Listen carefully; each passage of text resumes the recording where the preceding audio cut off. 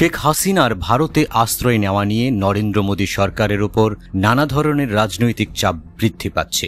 ছাত্র জনতার অভ্যুত্থানের মাঝে গত ৫ আগস্ট বাংলাদেশ থেকে পালিয়ে হাসিনা দিল্লি হিন্ডন বিমান ঘাঁটিতে অবতরণ করেন এবং বর্তমানে ভারতে একটি সুরক্ষিত স্থানে অবস্থান করছেন। বাংলাদেশে শেখ হাসিনার বিরুদ্ধে হত্যা, মানবতাবিরোধী অপরাধ সহ ১০০টিরও বেশি ফৌজদারি মামলা রয়েছে, যা তার প্রত্যর্পণের দাবি উত্থাপন করার ক্ষেত্রে শক্তিশালী যুক্তি।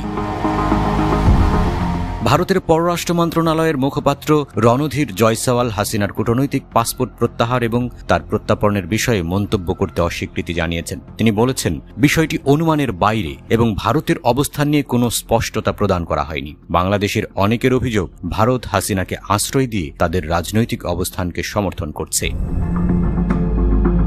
ভারতের সরকার এই বিষয়ে কোনো স্থির সিদ্ধান্ত গ্রহণ করতে পারেনি। ভারতীয় সূত্রগুলি জানায় যে হাসিনার ভারতে আসার পরে তার অবস্থান এবং প্রত্যর্পণ সংক্রান্ত সিদ্ধান্তের বিষয়ে কোনো স্পষ্ট নির্দেশনা পাওয়া যায়নি। হাসিনার আসার পর ভারতের সরকার এ ব্যাপারে কিছু বলার পরিবর্তে কেবল নিরাপত্তার কারণে তাকে ভারতে আনার কথা বলেছে।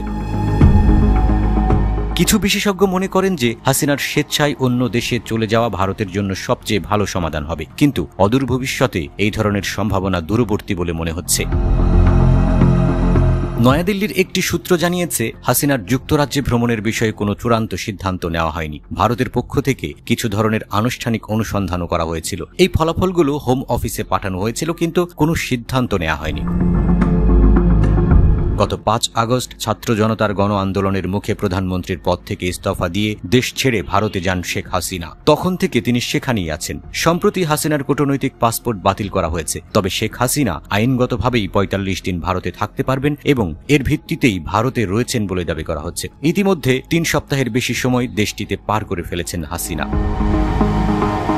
দিল্লিতে ভারতের শীর্ষ পর্যায়ের সরকারি কর্মকর্তা ও বিশ্লেষকদের সঙ্গে কথা বলে বিবিসি যেটা আভাস পেয়েছে তা হল, এই মুহূর্তে শেখ হাসিনাকে নিয়ে ভারতের সামনে কার্যত ৩টি অপশন বা রাস্তা খোলা আছে।